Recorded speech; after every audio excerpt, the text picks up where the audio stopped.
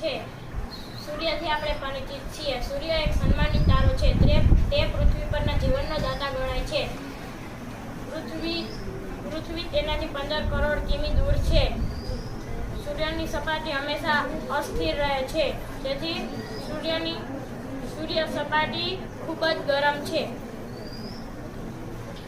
આ ગ્રહ બુધ છે. આ ગ્રહ સૂર્યની સૌથી નજીકનો ગ્રહ છે. તે પીળા સપાટા રંગનો છે. તે વાતાવરણમાં ઉપગ્રહ નથી. પૃથ્વી પરથી બુધ ગ્રહને સૂર્યોદય પહેલા અને સૂર્યોદય બાદ થોડા સમય પછી આકાશમાં દેખાય છે. પૃથ્વી છે. શુક્ર અને મંગળની વચ્ચે પૃથ્વીનું સ્થાન છે. પૃથ્વી પોતાની ધરી પર ફરતા 24 કલાકમાં એક આંટો ફરે છે, જ્યારે સૂર્યની ફરતે 365 દિવસમાં એક આંટો ફરે છે. પૃથ્વી ઉપર દિવસ, રાત અને ઋતુ જેવી ઘટના ફક્ત અહીં જ જોવા મળે છે. પૃથ્વીનો એક ઉપગ્રહ ચંદ્ર છે.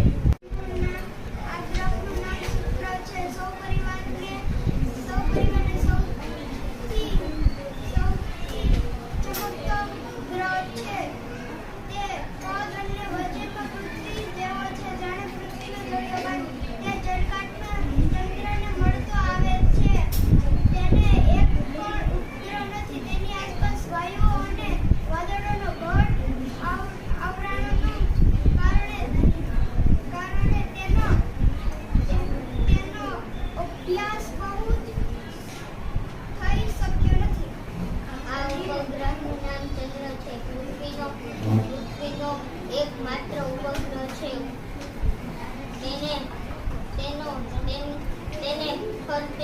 પૃથ્વીને ફરતે એક આંટો તથા પોતાની ધરી ઉપર ફરતે પૂરો કરે છે. આશરે 27 દિવસ લાગે છે. ચંદ્ર પર વાતાવરણ નથી. ચંદ્ર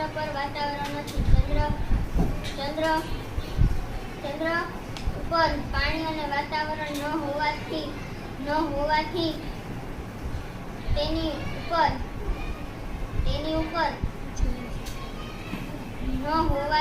તેના ઉપર જીવન નથી. ચંદ્ર પર પ્રકાશિત છે. ચંદ્રને સૂર્ય પ્રકાશિત કરે છે. ચંદ્રની સપાટી ઉપર ઉલ્કાપાત થતા હોવાથી તેનો ઉપર ખૂબ વિશાળ મોટા ખાડાઓ પડી ગયા છે. અહીં મુક્ત જ્વાલામુખી આવેલ છે. મંગળ પર પૃથ્વી કરતાં વધુ ઠંડી અને ગરમી પડે છે. મંગળને 2 ઉપગ્રહો છે. મંગળ પર વૈજ્ઞાનિકો જીવસૃષ્ટિ વિકસાવવાના પ્રયત્નો કરી રહ્યા છે. આ ગ્રહનું નામ ગુરુ છે. ગુરુનો આછો પીળાશ કરતો સફેદ ગ્રહ છે. ગુરુની આસપાસ વાયુઓના વાતાવરણ છે. આ ગ્રહ ખૂબ ઠંડો હોય એવું મનાય છે.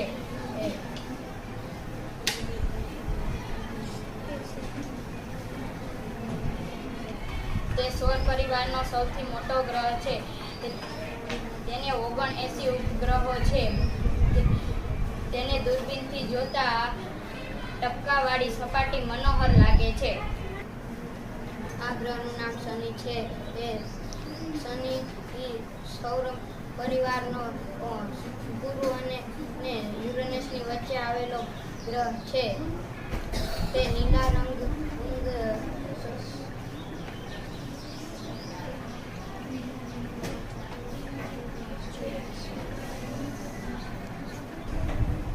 શનિને